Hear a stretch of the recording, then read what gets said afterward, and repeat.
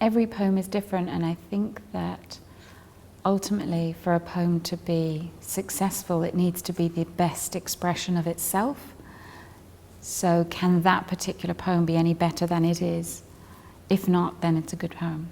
If it can be, then it's not a good poem. But poems vary from haiku to sonnets, and so it's not about the particular form of a poem, it's just whether or not that poem is in itself perfect, I think.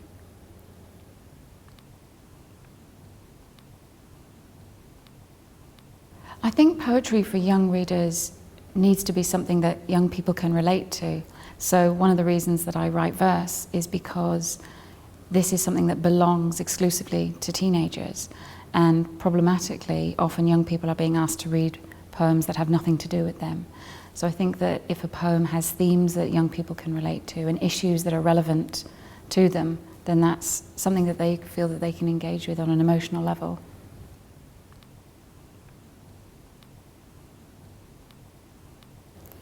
You know, I didn't really grow up in a family where books were important or poetry was important. My parents were too busy trying to keep 4 of us alive. But I do remember reading Shakespeare when I was about 13 years old and understanding that it's not just the story that can be engaging in literature, but also the melody of the words, the melody of the language. And so it was really at that point, at about 13, 14, that I understood that the musicality of the language can touch you as much as the theme or the plot or whatever. And so from that moment on, it did become important to me.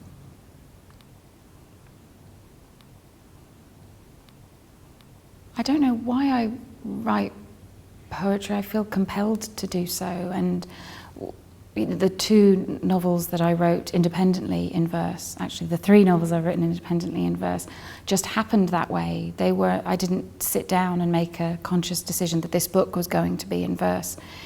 It's more that the character forced me to write in that way. So for example, one is a book that I wrote 30,000 words of in prose, and the voice wasn't working, and the character wasn't speaking, and the text wasn't coming alive, and there was something very heavy about the book. It felt like when I was reading it back, it felt like I was walking through mud. And so my agent said, start again. And when I started again, this character spoke in verse. And suddenly there was a lightness to the text and a freedom for me. And so I threw away 30,000 words and started again. So it wasn't about, I don't feel it's a conscious decision. Why do I write in verse?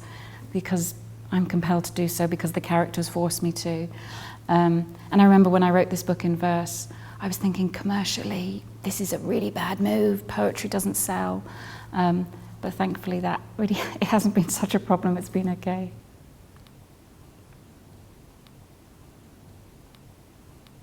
I get the ideas for my work from life, from films I see, from people I meet, from other stories that I read. And then through my poetry, I'm just trying to tell a story. Often when I'm asked questions about theme, it's coming from a place where the reader is trying to intellectualize and interpret, but ultimately I'm just trying to create a story. And for example, with one, I watched a documentary about a set of conjoined twins called Abby and Brittany Hensel, who live in Minnesota and have these very ordinary lives, almost ordinary, boring lives. And I thought, what a great idea for a story. And it started in prose, and then when I wrote it in verse, it became a story that really felt like it had legs.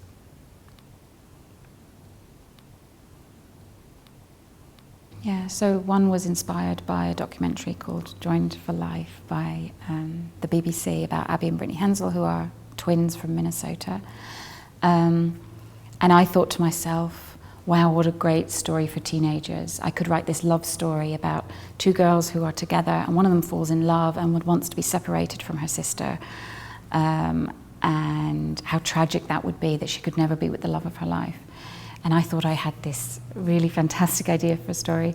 And then I did all my research, and all my research told me that actually conjoined twins do not want to be separated. They have found their soulmate. They're very happy to be together. They can perhaps have intimate relationships with other people, but this relationship that they have with their sibling is the most important relationship to them. And so it went from being what I thought was going to be this romantic love story to a love story about family and about sisterhood. Yeah.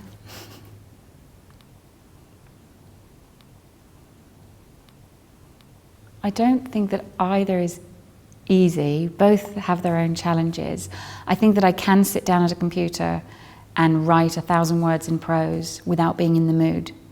It might be that I throw away 600 of those words, but I can do it. I can get the words on the paper. When it comes to verse, it's a little bit more difficult. I feel like I need to be in the mood. I need to have listened to poetry perhaps that morning. I need to have walked so that I have the rhythm in my body of poetry.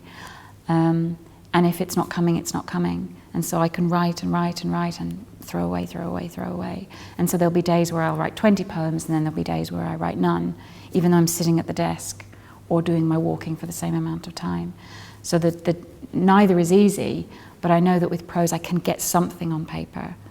I've now consecutively written 3 verse novels, and I'm in the process of writing a prose novel, and that is so difficult because I have to fill in the gaps, whereas with verse I can leave those spaces for the reader to do the writing.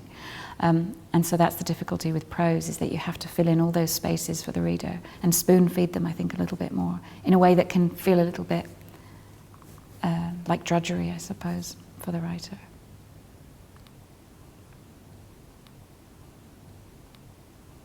One thing that I would say about poetry is that young people tend to come to it with more fear.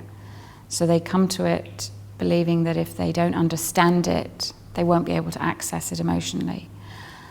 And so that can lessen the impact, actually, because they come to it with apprehension.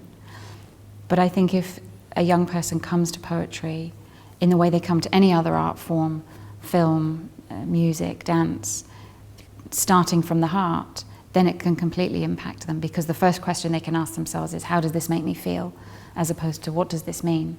And a part of the reason for that, I think, and why young people come to it in that way, they come to it through intellect before through emotion, is because the places that they experience poetry are academic places, schools, universities. And we don't have enough poetry in our daily lives. And I think this is where the verse novel is so wonderful, is that you're giving young people poetry that completely belongs to them, that's written for them, is about them. And we do this with all other art forms. We give young people films about them, for them. We give them dance for them, about them. But we don't really do that with poetry, not in Europe, not in the way that they do it in the States. But I think that if they do have that access to poetry, they can be so impacted by it, partly because they can read it quickly and they can feel really successful as readers. And even the most reluctant readers, people who struggle with reading and couldn't get through a book that's 400 pages in prose, they can read a 400-page verse novel maybe in 2 hours. So that the success they feel as a reader is massive, and it's what I've seen in the UK at least with my readers, is that those people who feel the least successful in English in their studies are the ones who feel most successful when they read poetry, I think, and are the most likely to write poetry, because they can be creative with language in a way that they can't when they write essays, for example.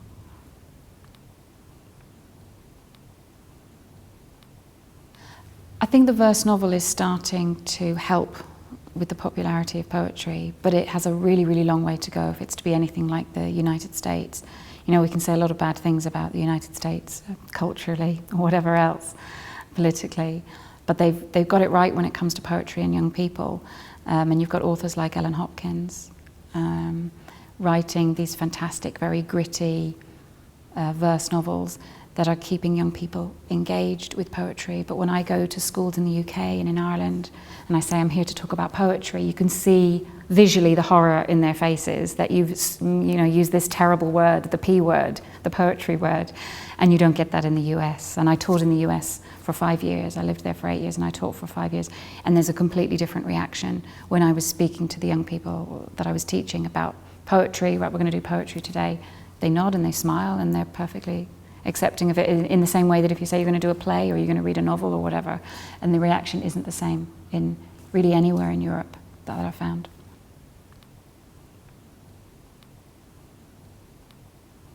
I chose Karen Hess's Out of the Dust because it was the first verse novel I read and taught when I lived in the States, and it was really the thing that mesmerized me. It mesmerized me, and I thought to myself, wow, how much you can fit into so few words, and how it captures an audience. Every student in the class was able to read it. Every student in the class loved it, and this is a book. It's a historical novel, so it's not even a book that's relevant sort of in terms of current issues. It's written. The nuance of the language is incredible, and it allows for a reluctant reader to read it because of the space on the page and because of the simplicity of the language, but the more experienced reader can explore it on a more intellectual level and look at the assonance and the alliteration and all the other poetic devices in it. I think it's mastery, and it won the Newbery Medal, so a lot of librarians in the United States agree with me. It's an absolutely phenomenal novel, incredibly short. I think it's about 14,000 words. So, a masterpiece, I think.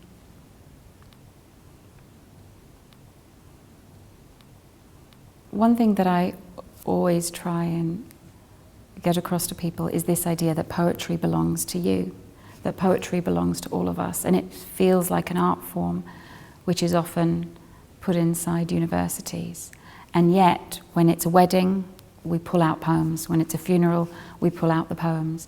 And so we always use poetry at these monumentous times in our lives, but we don't use it on a daily basis. And I would just love to see people making poetry part of their daily lives, reading it daily. And it's not something difficult to do. To say you should be reading a novel every day is difficult. People don't have the time. But you can read a poem in 17 seconds if it's short enough. And so that's what I would encourage people to do, is to make poetry part of their everyday lives and to know that it belongs to you. Poetry is the language that you were taught when you learned to speak. Your parents weren't using these long, eloquent sentences when you were learning, when you were in a cot. They were going ka cuckoo, ah ah ah, just using rhythm and sound. And that's how we learn to speak, and somehow we forget that melodic way of speaking is part of who we are. It's how we grew up and how we learn to communicate in the very first instance, and it should still be how we are communicating with each other, I think.